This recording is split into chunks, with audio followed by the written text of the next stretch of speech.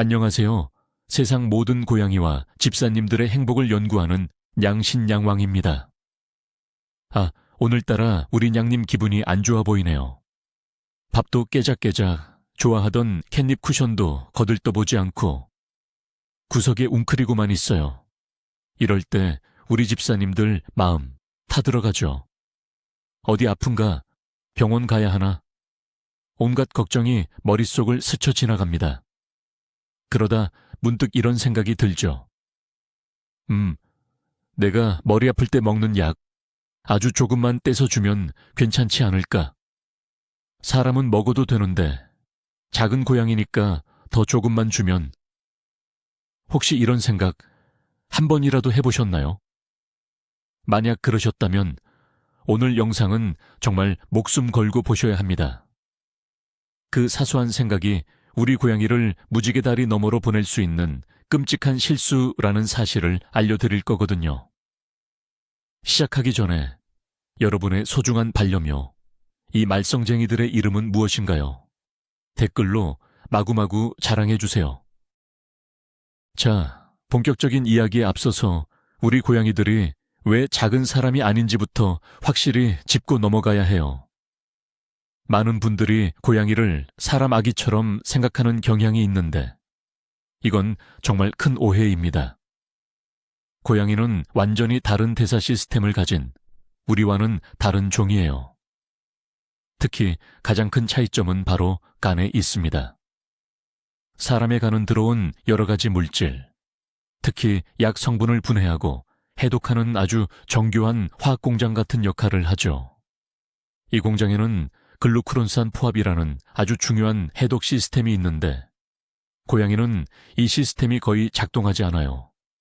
선천적으로 이 기능이 매우 약하게 태어났거든요. 마치 최첨단 스마트폰 공장에 컨베이어 벨트 하나가 빠져 있는 것과 같아요. 그래서 사람이 먹는 약이 고양이 몸에 들어가면 독성 물질이 해독되지 않고 그대로 몸 안에 쌓이게 됩니다. 결국 간과 신장을 망가뜨리고 적혈구를 파괴하며 결국엔 죽음에 이르게 하는 거죠. 조금만 일하는 건 없어요. 고양이에게 사람 약은 그 자체가 그냥 독입니다. 명심하세요. 우리 고양이는 털 달린 사람이 아니라 완벽하고 독특한 생명체라는 사실을요. 가장 먼저 이야기할, 그리고 가장 위험하다고 알려진 약은 바로 아세트아미노펜 성분의 해열 진통제입니다. 우리에겐 타이레놀이라는 이름으로 너무나 익숙하죠. 머리 아플 때, 열날 때 정말 흔하게 먹는 약이잖아요. 아마 모든 가정의 구급 상자에 한 통씩은 있을 겁니다. 하지만 이 평범한 약이 고양이에게는 그 어떤 맹독보다도 무서운 존재입니다. 앞서 말씀드린 간의 해독 능력 부재가 이 아세트아미노펜 성분에서 극명하게 드러나거든요. 고양이의 몸은 이 성분을 전혀 분해하지 못하고 오히려 NAPQI라는 매우 유독한 대사산물로 바꿔버립니다.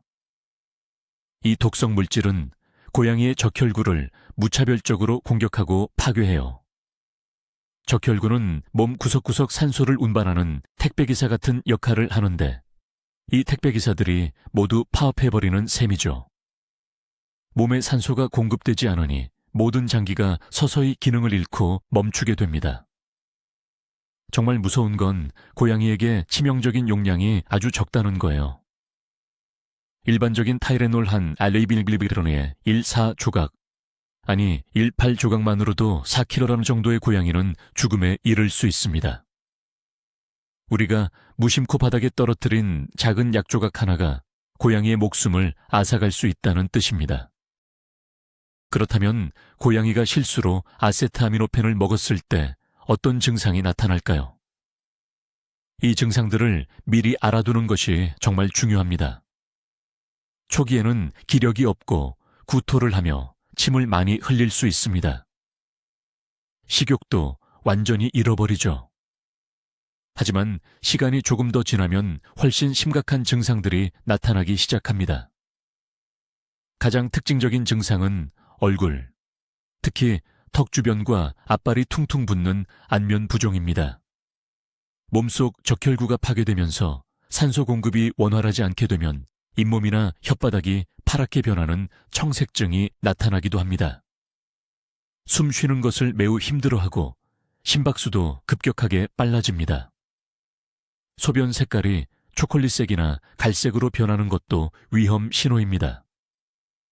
이는 파괴된 적혈구의 색소인 헤모글로빈이 소변으로 빠져나오기 때문이에요.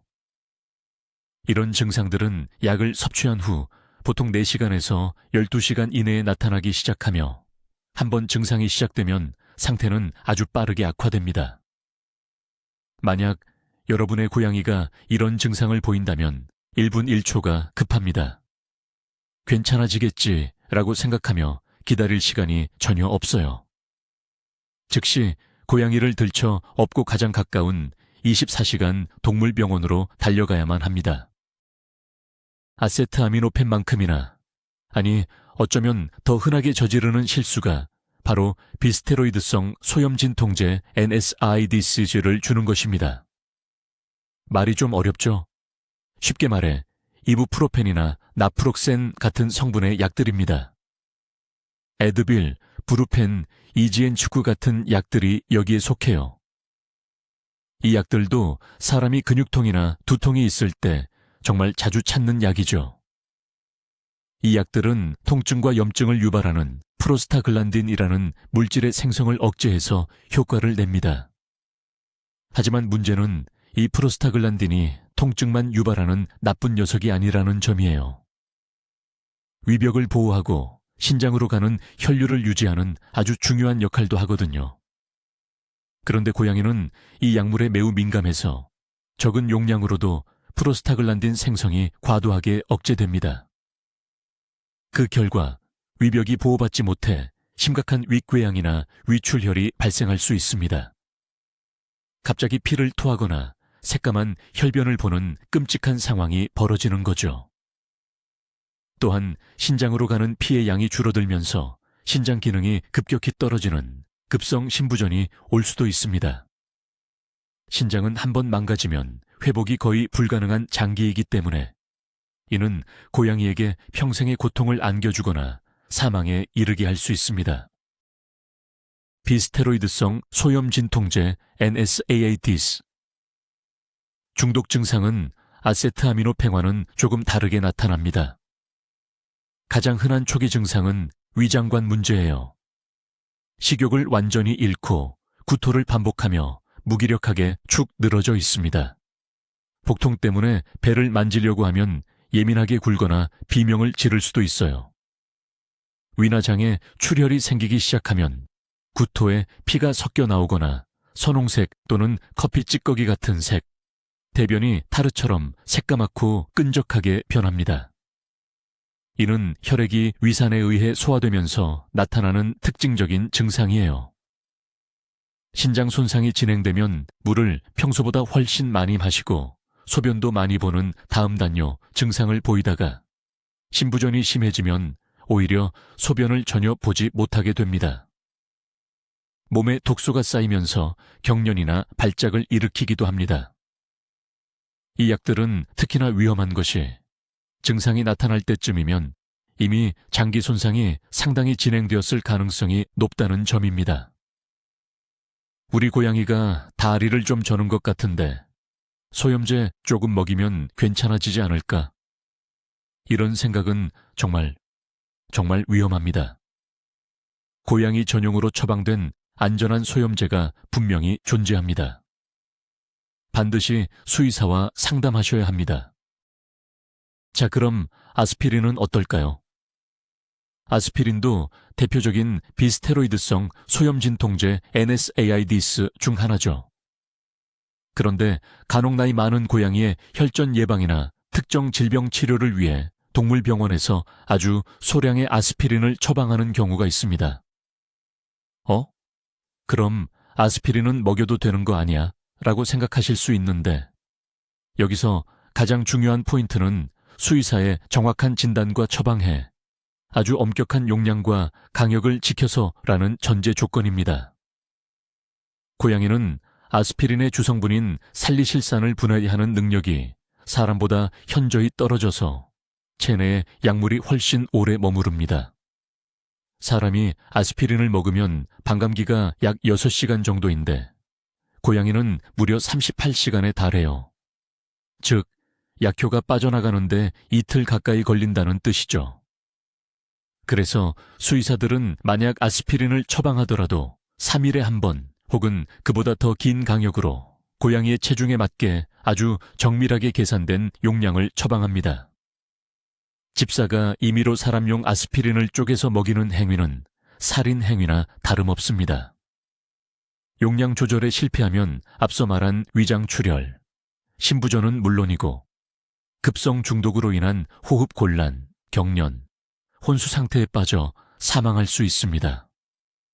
제발 병원에서 쓰기도 한다더라 라는 어설픈 정보에 의지하지 마세요.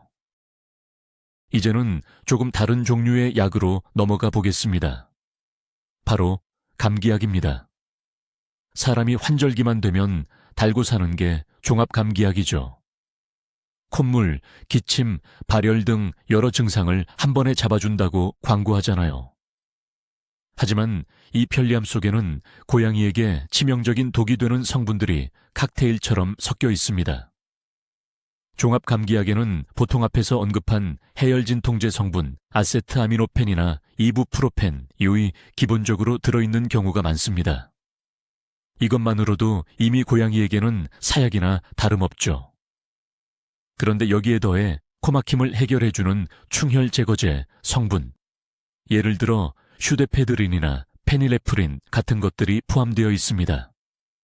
이 성분들은 교감신경을 흥분시켜 혈관을 수축시키는 역할을 하는데 고양이에게는 이 작용이 너무나 강력하게 나타납니다. 심장이 터질 듯이 뛰고 혈압이 급상승하며 극도로 흥분하고 안절부절 못하는 모습을 보입니다. 동공이 확장되고 몸을 떨거나 경련을 일으키기도 하죠. 결국 심장마비나 발작으로 이어져 사망할 수 있는 아주 무서운 성분입니다. 절대로 고양이가 재채기를 좀 한다고 해서 사람 감기약을 꺼내들 생각은 꿈에도 하시면 안 됩니다.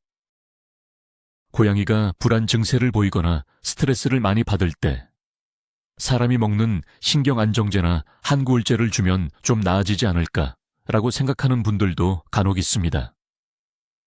이사나 새로운 가족 구성원의 등장, 혹은 병원 방문 같은 스트레스 상황에서 고양이를 진정시키고 싶은 마음은 이해하지만 이 또한 절대 금물입니다. 사람이 복용하는 한구울제, SSRI 계열 등나 벤조디아제핀 계열의 신경안정제는 고양이의 중추신경계에 예측할 수 없는 방식으로 작용할 수 있습니다. 어떤 고양이에게는 과도한 진정 효과를 일으켜 하루 종일 무기력하게 잠만 자게 만들고 호흡과 심박을 위험할 정도로 느리게 만들 수 있습니다. 반대로 어떤 고양이에게는 오히려 기이한 흥분, paradoxical excitement 반응을 일으켜 더욱 공격적이고 불안한 상태로 만들기도 합니다. 가장 위험한 부작용은 세로토닌 증후군입니다. 몸 안의 세로토닌 농도가 과도하게 높아지면서 발생하는 것인데 온몸을 떨고 근육이 경직되며 동공이 확장되고 침을 흘리며 심한 경우 발작과 고열을 동반하다 사망에 이를 수 있습니다. 고양이의 스트레스나 불안 행동은 반드시 수의사나 고양이 행동 전문가와 상담하여 원인을 찾고 고양이에게 안전한 약물이나 행동 교정 요법을 통해 해결해야 합니다. 이번에는 ADHD, 즉 주의력 결핍 과잉 행동장애 치료제를 살펴보겠습니다. 우리 고양이가 이걸 먹을 일이 있겠어 싶으시죠? 하지만 의외로 사고가 자주 발생합니다. 아이를 키우는 집에서 아이가 약을 먹다가 바닥에 떨어뜨리는 경우가 많기 때문이죠. 호기심 많은 고양이가 반짝이는 알약을 발견하고 장난감인 줄 알고 툭 치다가 꿀꺽 삼켜버리는 사고는 생각보다 흔합니다.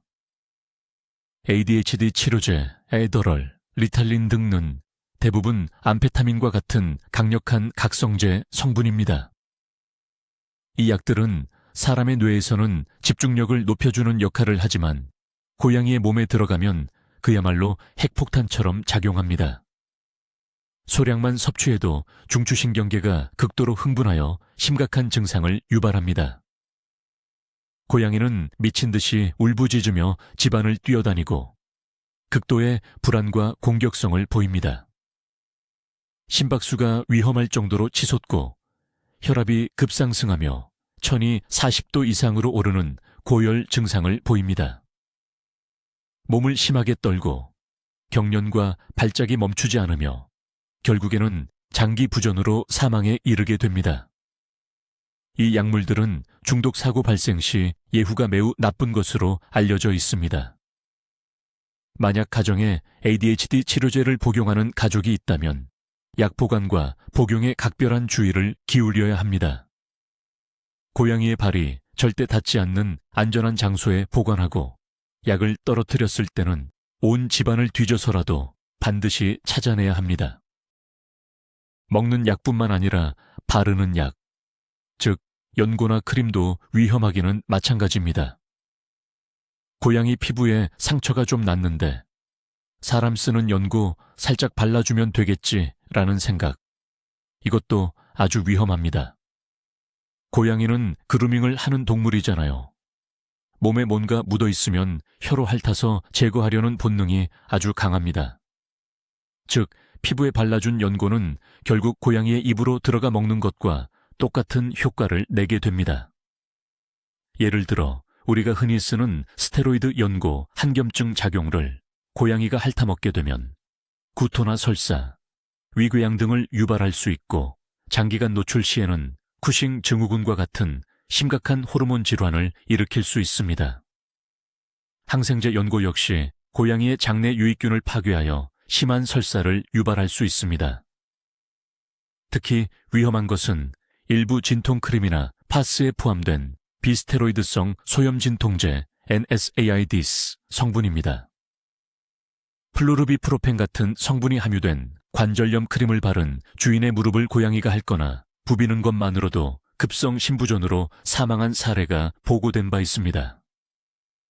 고양이에게는 반드시 동물용으로 허가된 안전한 소독약이나 연고를 사용해야 하며 약을 바른 후에는 고양이가 핥지 못하도록 네카라를 씌워주는 것이 필수적입니다.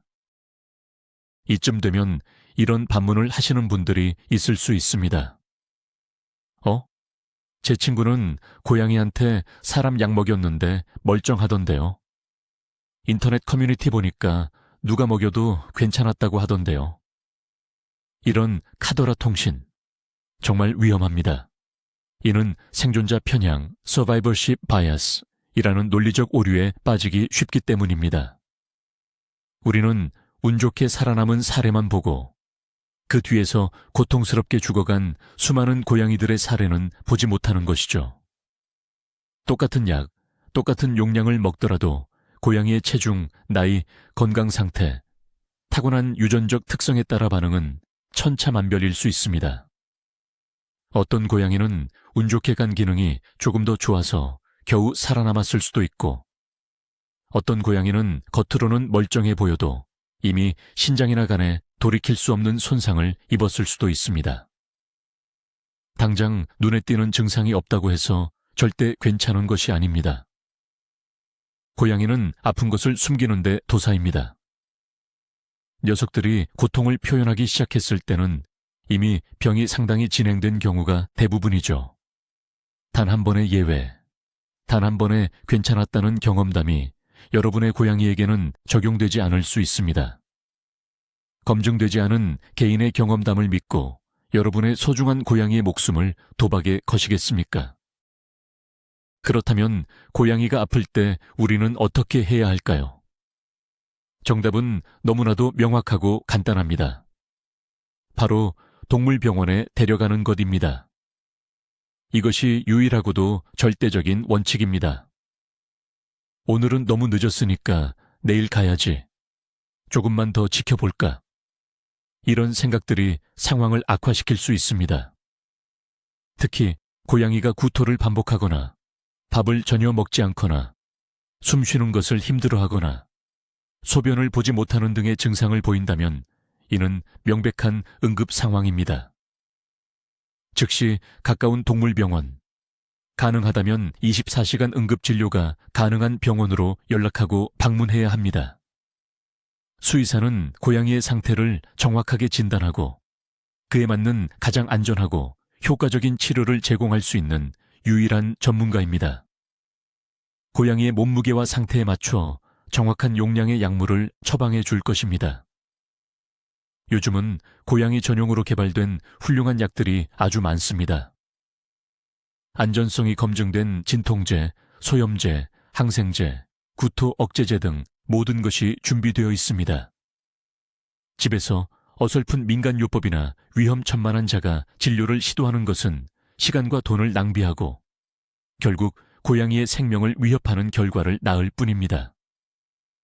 고양이가 아플 때 집사가 해야 할 최선의 역할은 최대한 빨리 전문가에게 데려가는 것임을 잊지 마세요. 만약 고양이가 사람 약을 먹는 장면을 목격했거나 약을 먹은 것으로 강력하게 의심되는 상황이라면 어떻게 대처해야 할까요? 집사의 침착하고 빠른 초기 대응이 고양이의 생사를 가를 수 있습니다. 가장 먼저 해야 할 일은 동물병원에 즉시 연락하는 것입니다. 당황해서 인터넷을 검색하며 시간을 허비해서는 안 됩니다. 수의사에게 고양이의 품종, 나이, 몸무게와 함께 언제, 어떤 약을 얼마나 먹었는지 최대한 정확하게 알려주어야 합니다. 만약 약통이나 설명서를 가지고 있다면 사진을 찍어두거나 챙겨가는 것이 큰 도움이 됩니다. 수의사는 이 정보를 바탕으로 응급처치 방법을 안내해 줄 것입니다. 여기서 중요한 점은 절대로 집사 마음대로 구토를 유도해서는 안 된다는 것입니다. 과산화수소나 소금물 등을 이용한 구토 유도는 고양이에게 흡인성 폐렴이나 전해질 불균형 등 더 심각한 문제를 일으킬 수 있습니다. 구토 유도는 반드시 수의사의 명확한 지시가 있을 때만 안내된 방법으로 시행해야 합니다. 가장 좋은 방법은 남은 약과 약통을 챙겨서 최대한 빨리 병원으로 이동하는 것입니다. 이동하는 동안 고양이의 상태를 계속 주시하고 호흡이나 의식의 변화가 있는지 수의사에게 계속해서 알려주는 것이 좋습니다. 이러한 끔찍한 사고를 예방하는 것이 무엇보다 중요하겠죠. 우리 집을 고양이에게 안전한 공간으로 만드는 몇 가지 방법을 알려드리겠습니다. 먼저 모든 사람 약은 고양이의 발이 절대로 닿지 않는 곳에 보관해야 합니다. 잠금 장치가 있는 구급상자나 고양이가 열 수 없는 높은 찬장 안에 보관하는 것이 가장 좋습니다. 흔히 쓰는 약이라고 해서 식탁이나 서랍장 위에 무심코 올려두는 습관은 버려야 합니다. 고양이는 우리가 상상하는 것보다 훨씬 똑똑하고 점프력도 뛰어나다는 사실을 잊지 마세요. 특히 알약을 복용할 때는 고양이가 없는 다른 공간에서 물과 함께 바로 삼키는 것이 안전합니다. 약을 먹다가 바닥에 떨어뜨렸을 때가 가장 위험한 순간입니다. 작은 알약은 고양이에게 최고의 장난감처럼 보일 수 있거든요. 만약 약을 떨어뜨렸다면 불을 켜고 바닥을 샅샅이 뒤져서 반드시 찾아내야 합니다. 가방 안에 약을 넣어 다니는 분들도 주의해야 합니다. 고양이는 주인의 가방을 뒤지는 것을 아주 좋아하거든요. 약은 반드시 단단히 잠기는 약통에 넣어 가방 깊숙이 보관하세요. 어린이 안전 뚜껑은 고양이에게는 전혀 안전하지 않다는 것도 기억해 주세요. 날카로운 이빨로 쉽게 뚫을 수 있습니다. 약을 안전하게 보관하는 것만큼이나 중요한 것이 바로 인식의 전환입니다. 우리는 고양이를 가족 구성원으로 생각하고 모든 것을 함께 나누고 싶어 합니다. 하지만 약만큼은 절대로 공유해서는 안 되는 영역이라는 것을 분명히 인식해야 합니다. 고양이가 아파서 고통스러워하는 모습을 보면 어떻게든 빨리 그 고통을 덜어주고 싶은 마음에 이성적인 판단력이 흐려질 수 있습니다. 이 약이 나한테는 잘 들었으니까 우리 냥이한테도 효과가 있겠지라는 생각은 사랑이 아니라 무지에서 비롯된 학대가 될 수 있습니다. 우리 고양이는 스스로 무엇이 위험한지 판단할 수 없습니다. 오로지 집사의 지식과 판단에 의존할 뿐입니다. 따라서 우리 집사들은 끊임없이 배우고 정확한 정보를 습득하며 우리 고양이에게 무엇이 안전하고 무엇이 위험한지를 명확히 구분할 줄 아는 현명한 보호자가 되어야 할 책임이 있습니다. 잘 모르겠다 싶을 때는 항상 가장 보수적이고 안전한 선택을 하는 것이 정답입니다. 약물에 있어서 그 정답은 바로 수의사와의 상담입니다. 이것은 타협의 여지가 없는 절대 원칙입니다. 가끔은 이런 일도 있습니다. 집사가 자신의 약을 먹으려고 손바닥에 올려놓은 순간 고양이가 다가와 핥아버리는 경우죠.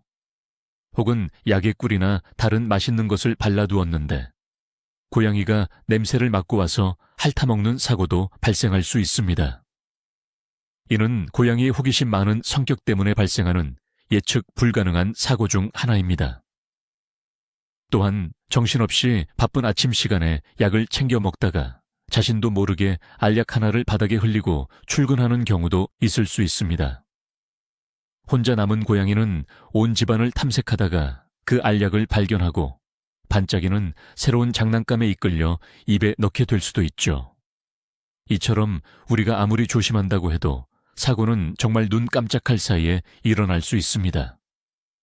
그래서 평소에 약을 보관하고 복용하는 습관 자체가 매우 중요합니다.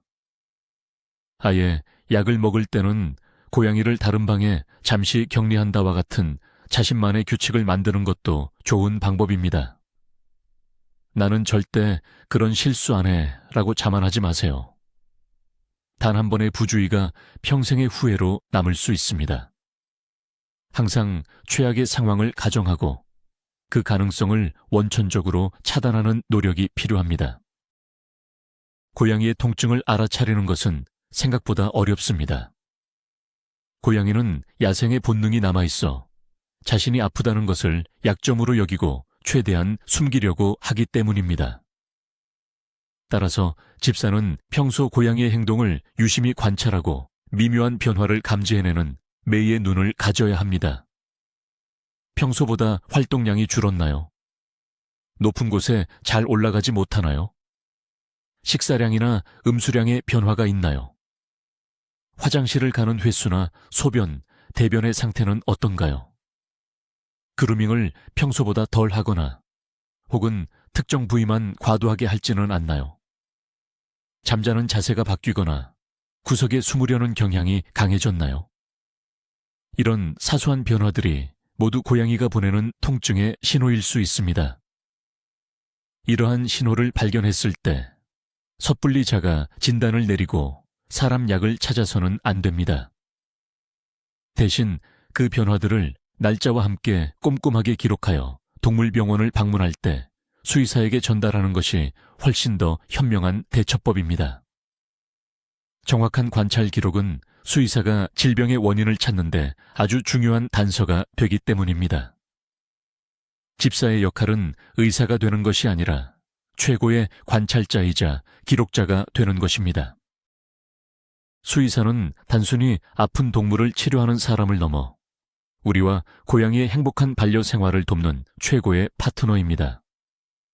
평소에 믿고 신뢰할 수 있는 동물병원을 주치의처럼 정해두고 정기적으로 건강검진을 받는 습관을 들이는 것이 매우 중요합니다.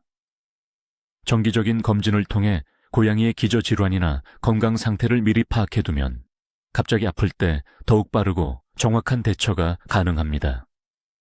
또한 수의사에게는 언제든지 편하게 질문하고 상담할 수 있어야 합니다. 이런 사소한 걸로 전화해서 물어봐도 될까라고 망설이지 마세요. 대부분의 수의사들은 보호자의 작은 질문 하나가 큰 사고를 예방할 수 있다는 것을 잘 알고 있습니다. 고양이의 건강과 관련된 것이라면 그 어떤 것도 사소하지 않습니다. 특히 약물에 대한 궁금증이 있다면 인터넷 검색에 의존하지 말고 반드시 수의사에게 직접 확인하는 습관을 들여야 합니다. 인터넷에는 잘못된 정보나 과장된 광고가 너무나도 많습니다. 우리 고양이의 생명을 지킬 수 있는 가장 정확하고 신뢰할 수 있는 정보는 오직 여러분의 주치의에게서만 얻을 수 있다는 사실을 꼭 기억하세요. 고양이는 우리에게 조건 없는 사랑과 위로를 주는 소중한 존재입니다.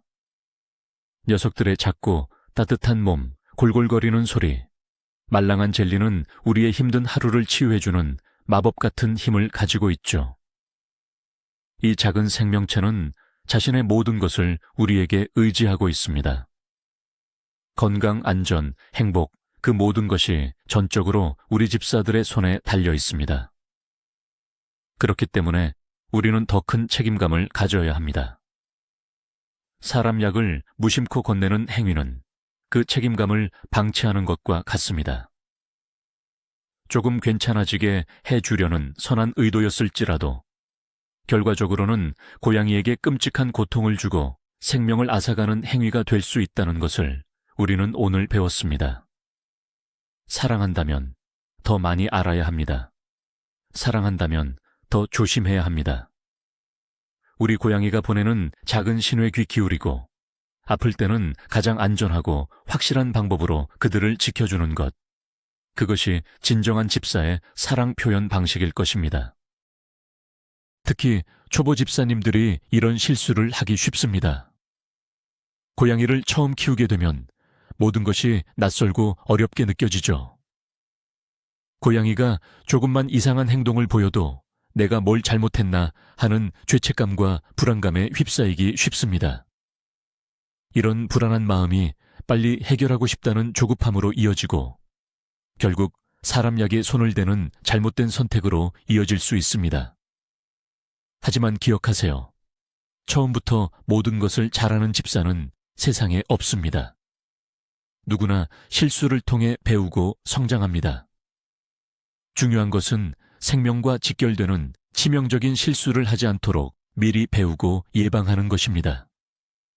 오늘 이 영상이 초보 집사님들에게는 든든한 예방주사 같은 역할을 했으면 좋겠습니다. 모르는 것이 있다면 부끄러워하지 말고 주변에 경험 많은 집사들에게 물어보거나 고양이 커뮤니티에서 정보를 얻는 것도 좋은 방법입니다. 단, 약물과 같이 전문적인 지식이 필요한 부분은 반드시 수의사에게 확인하는 과정을 거쳐야 합니다. 여러분의 첫 반려생활이 후회와 슬픔이 아닌 행복과 사랑으로 가득 차기를 진심으로 응원합니다. 결론적으로 고양이에게 사람 약을 먹여도 되는가? 라는 질문에 대한 대답은 단 하나입니다. 절대로 안 된다. 예외는 없습니다. 아주 조금은 괜찮겠지. 이 약은 순하니까 괜찮을 거야와 같은 모든 자기 합리화는 버리셔야 합니다. 고양이의 생리학적 특성은 사람과 근본적으로 다르며 특히 약물 대사 능력의 차이는 생사를 가를 만큼 거대합니다. 우리가 흔하게 사용하는 감기약, 진통제, 소염제, 심지어 바르는 연고까지도 고양이에게는 치명적인 독이 될 수 있다는 사실을 가슴 깊이 새겨야 합니다. 고양이가 아플 때 우리가 해야 할 일은 약장을 뒤지는 것이 아니라 동물병원 전화번호를 누르는 것입니다. 이것만이 우리 고양이를 안전하게 지키고 고통에서 벗어나게 해줄 수 있는 유일한 길입니다. 이 영상을 보신 모든 집사님들이 오늘부터 가정 내 구급상자를 다시 한번 점검하고 고양이의 손이 닿지 않는 안전한 곳으로 옮겨주시기를 간절히 바랍니다. 작은 실천 하나가 소중한 생명을 지킬 수 있습니다. 자, 오늘 정말 중요하고도 무서운 이야기를 나눠봤습니다. 이제 사람 약이라는 세 글자가 우리 집사님들 머릿속에 고양이 절대 금지라는 경고등과 함께 저장되었을 거라고 믿습니다. 맞죠? 요약하자면 우리 집 약상자는 고양이에겐 지뢰밭이나 다름없다는 것. 우리 냥님들이 새벽 3시에 우다다를 하며 잠을 깨우고 비싼 스크래처 대신 택배 박스를 사랑하는 이상한 녀석들이지만 그 작은 몸으로 우리에게 주는 행복은 무엇과도 바꿀 수 없잖아요. 이 털뿜뿜 말썽쟁이들을 안전하게 지켜주는 것이 우리의 가장 큰 임무 아닐까요? 오늘 영상이 여러분과 여러분의 고양이에게 조금이라도 도움이 되셨다면 좋아요 한번 꾹 눌러주시고요. 이 중요한 정보가 더 많은 집사님들께 전달될 수 있도록 주변에 공유도 많이 해주세요. 여러분의 공유 한 번이 한 생명을 살릴 수도 있습니다. 물론 냥신냥왕 채널 구독은 필수인 거 아시죠? 마지막으로 댓글에 이것 좀 남겨주세요. 여러분의 고양이가 여러분의 관심을 끌기 위해 했던 가장 웃기고 황당했던 행동은 무엇이었나요? 기상천외한 이야기들 기대하고 있겠습니다.